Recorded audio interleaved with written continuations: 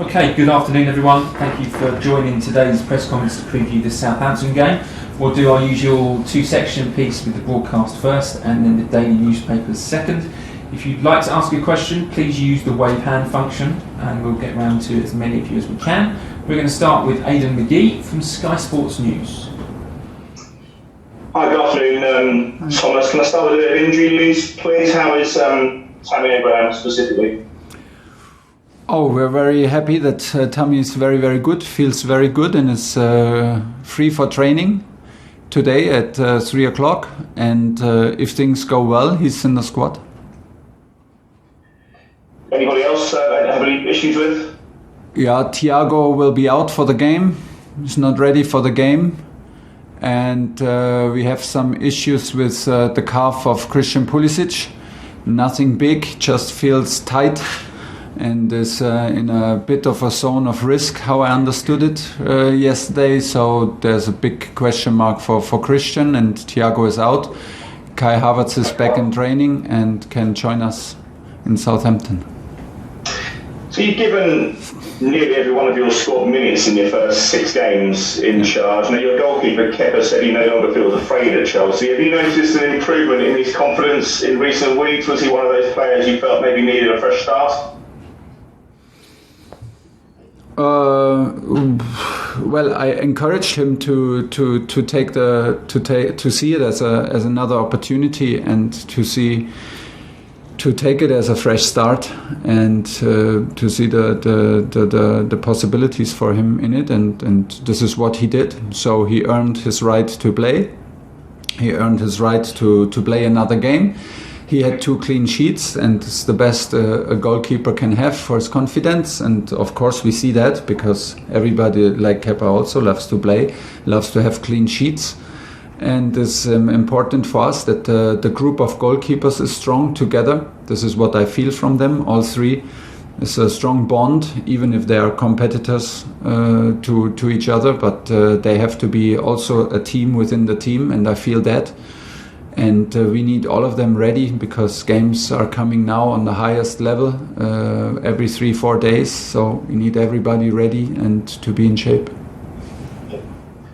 Ralph Hasenhüttl was somebody you know well. He said that he could see that Timo Werner, a player he knows well, wasn't playing in the right position before you arrived. You seem to have got a bit more out of him just recently. Was he right, do you think, in his assessment as a player?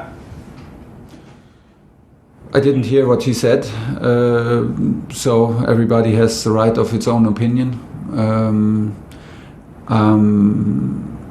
I think that Timo had a very good start and a very, very clinical and very efficient start at Chelsea under Frank.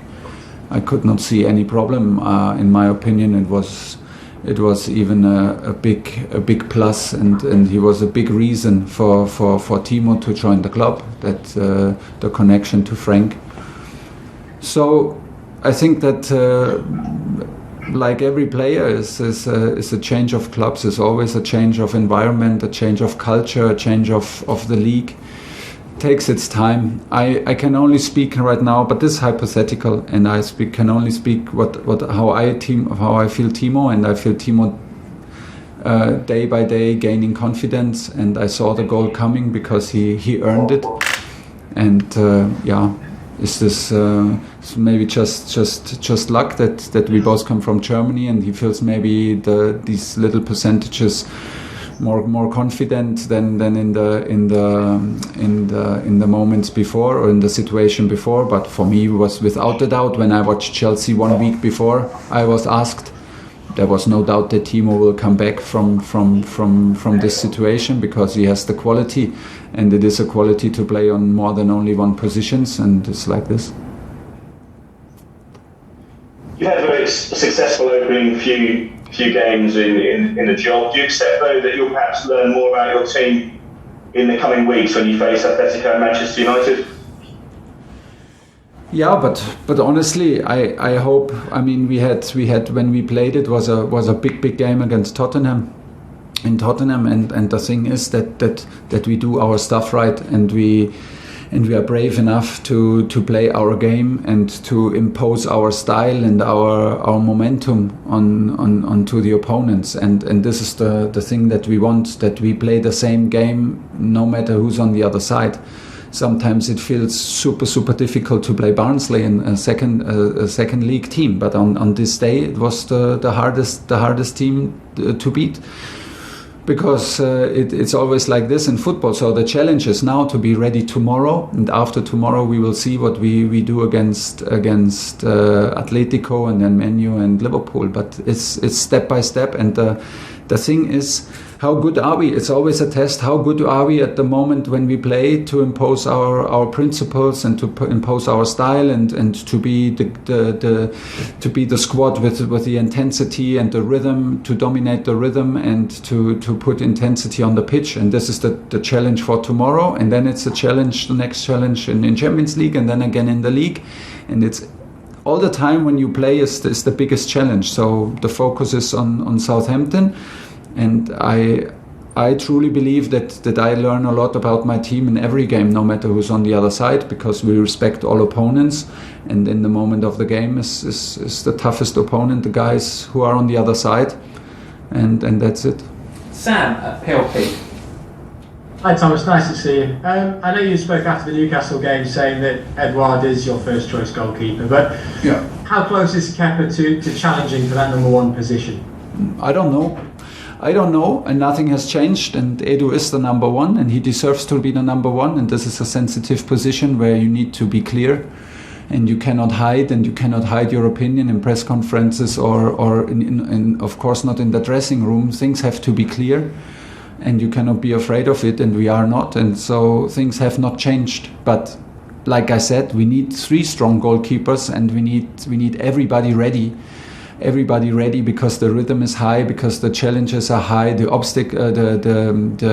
goals to achieve are high in this club. We need everybody, not only 3 goalkeepers, we need all 20, 21, 22 guys in the field to be ready now. Whatever is needed. If we need them 5 minutes, you have to be ready for 5 minutes. If we need them from the beginning, it's from the beginning, half time. If you have a bad decision, you're not in the squad, maybe next time we need you, you have to be ready. This is the topic for the next weeks, and this includes Kepa. And I can only repeat myself, Kepa did 2 good matches, he had 2 clean sheets. This is the best he can have for his confidence, but it's also what we expect from him. The best performances, and nothing has changed. Edu is number one. Simon Stone, BBC. Hi, Thomas. Well, Hi. it's been very a lot of matches and difficult, I would imagine, for you to work with the players. What have you learnt in your short time at the club so far, and how will that help you going into this period with the Champions League? I experience incredible work ethic from the players. They are hungry, they are eager to improve, eager to compete. They are hungry to compete as a team. This is the most important. I feel them all together as a group. We can totally rely on them, that we play our principles in the game, that we are reliable to the things we decide, how to approach games. This is the most important. And if we have less time on the training ground, we work in the media room, we work in video sessions, and we prepare the games, and we use the games to improve, and we use the games to get used to each other.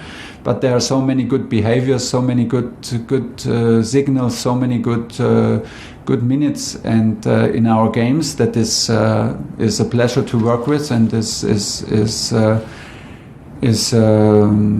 a very, very good level from where we want to improve, because this is the challenge in top sports, to improve every day, to take every day carefully, and to appreciate every day on the training pitch or in the games, and to use it for improvement. And this is the feeling that I absolutely have, and where I'm 100% involved, and this makes me happy, because this is why I'm coach.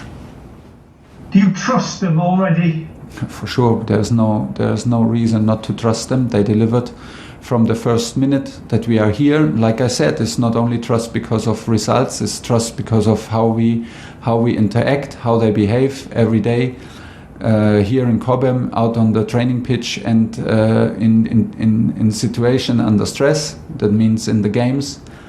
And there is no reason not to doubt them. From now on, we try to improve, we try to push, we try to guide them, and I feel totally included in that process, and I feel a very strong bond between the players. And I can only repeat, this is a pleasure to be here, a pleasure to work with the guys. This is why I became coach. Nick Purell, PA. Hey Thomas, you must be relieved about Tammy avoiding a serious injury, because obviously you said you were worried. And I just wondered about Fikayo Tomori. Frank Lampard always said he had a long-term plan for Tomori to come back and make it long-term at Chelsea. I just wonder, is he in your plans for the long-term too? Obviously he's on loan at the moment, but would you like to see him back at Chelsea in the long-term? To be very, very honest, right here, I did not spend too many minutes thinking about Tomori, not because I don't like him, not because I don't see his potential, but there was simply no time. So every minute I spent here in Cobham was the minute for the guys who are here. It's tradition in Chelsea that many players are on loan and get minutes somewhere else when they cannot make it to regular minutes in here. This is good because it is always the target for me to have players who can make it in different circumstances, who can show their qualities in different cultures and different clubs. This is always a good sign. So we will have this talk in the next weeks and months about all the guys who are abroad, about all the guys who are on loan. But of course, I have a general impression of Tomori, which means that he has of course high potential. But I'm not into details right now. This will come when time comes for that. Last two in this section. We're going to start James Ollie, and then last one Jerry Cox. James. Hi Thomas, it's sort of a two-parter on Christian Pulisic, if I can. You mentioned he's got another small injury problem. Yeah. Frank Lampard talked about some concerns about managing his fitness because of his history with injuries.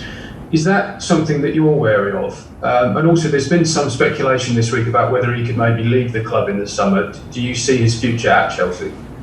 Yeah, today clear yes, but it's not only my point of view, we have to see, but for me clearly yes. Because Chelsea bought Christian for a reason, for his quality, for his potential, and it's our job to bring out the best in him.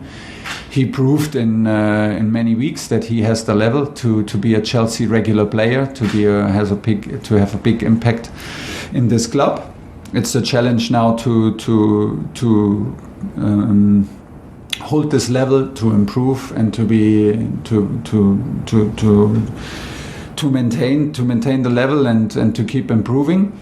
We are not concerned, we are not worried, but physical department, medical department is on that. Now we have little issues in the calf. He stopped training yesterday before it becomes an injury.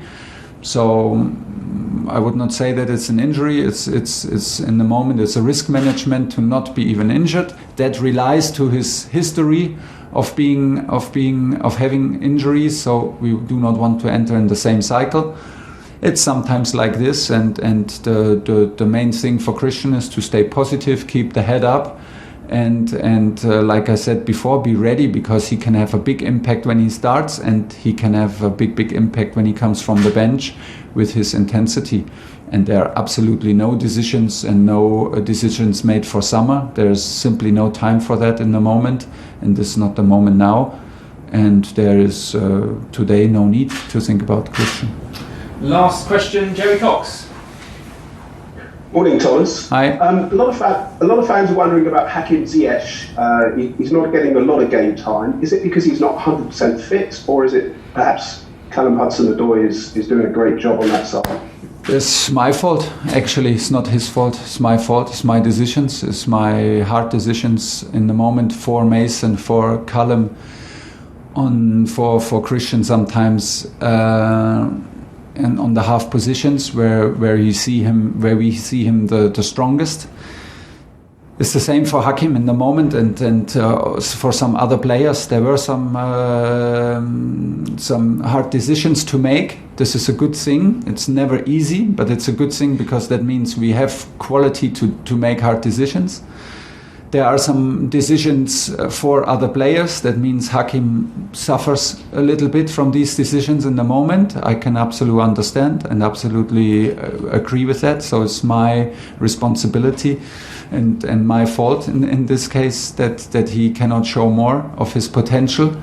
But when I look at the rhythm, when I look at the schedule for the next day, we can be sure that we need all of our players. The squad is not too big, and no matter how hard times for you personal I cannot say one bad thing for Hakim. He had a good training session yesterday. He's working hard. He needs to show that he's ready, because when the moment comes, and I cannot tell you now when the moment comes, but when it comes, we expect the best Hakim Ziyech, and this is not easy. I can absolutely agree and understand and admit, but this is how it sometimes is during some moments. It can be in a club like Chelsea, with a squad that keeps winning, and was a little bit out of that squad that started winning.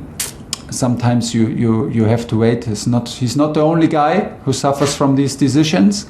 And things will turn around if he takes care that he is in shape, if he takes care that he is in the right mood, if he takes care that he's ready when he's needed. Things will turn around again, I'm sure. Okay, that's the end of the broadcast section. We're now going to do the second section, which is the daily newspapers.